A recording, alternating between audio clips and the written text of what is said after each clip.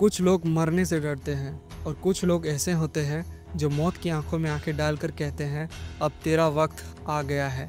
हम बात कर रहे हैं उस भारतीय फोर्स की जो दिखती तो एक आम यूनिट जैसी है, लेकिन जब मैदान में उतरती है तो दुश्मन की रूह तक कांप जाती है। यह है पैरा एसएफ, भारत की सबसे खतरनाक और मिस्टीरियस स्पेशल फोर्स। दोस्तों, इसका जन्म 1965 के भारत पाक युद्ध के बाद हुआ। उस समय देश को एक ऐसी यूनिट की जरूरत थी जो सीमाओं के पार जाकर चुपचाप, तेज और एकदम सटीक दुश्मन पर वार कर सके, और तभी तैयार हुई पैरा रेजिमेंट। और फिर 1966 में इसके अंदर एक खास यूनिट बनी, पैरा स्पेशल फोर्सेस। इन्होंने पहला इतिहास रचा 1971 की जंग में, जब इन्होंने बांग्लादेश की आज़ादी में गहरी भूमिका निभाई।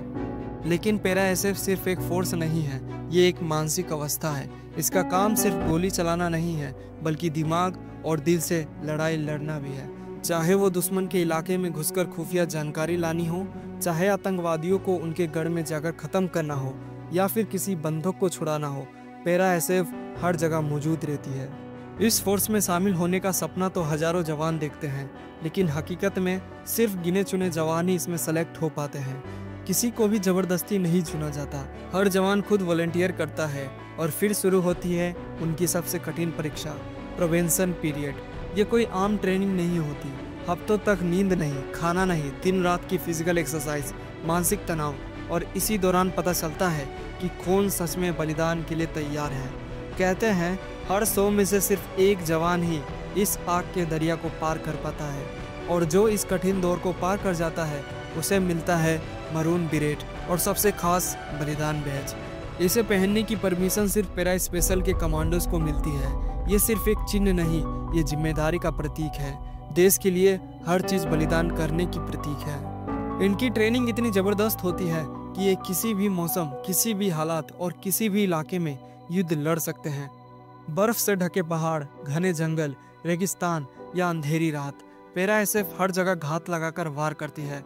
मिजोरम के जंगलों में गुरिल्ला टैक्टिक्स, कश्मीर में स्नो वॉरफेयर और इजराइल और अमेरिका में फॉरेन ट्रेनिंग, ये जवान हर स्किल में एक्सपर्ट होते हैं। इनके हाथों में दुनिया के सबसे खतरनाक हथियार होते हैं, टेवर राइफल्स, M4 कार्बिन्स, बिरेट स्नाइपर राइफल्स, साथ में नाइट विजन, GPS ड्रोन्स, और वो हर इक्विपमेंट जो एक असली शैडो वॉरियर को चाहिए।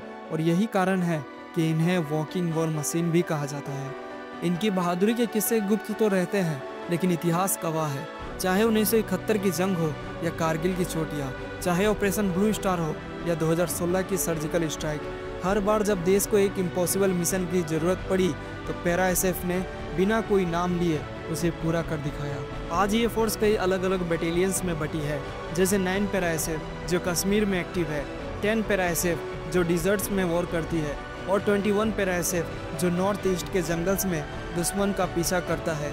हर यूनिट की अपनी एक विशेषता है, लेकिन हर सोल्जर्स का एक ही मकसद है, दुश्मन को वही ख़त्म करना जहां वो सोचता भी नहीं। आज के समय में जब पूरी दुनिया आधुनिक युद्ध की तरफ बढ़ रही है, तो भारत भी पैरा एसएफ को और मजबूत बनाने में लग चुका है। AI surveillance, drone technology, bullet proof upgrades, ताकि ये कमांडोज भविष्य की हर जंग जीत सके।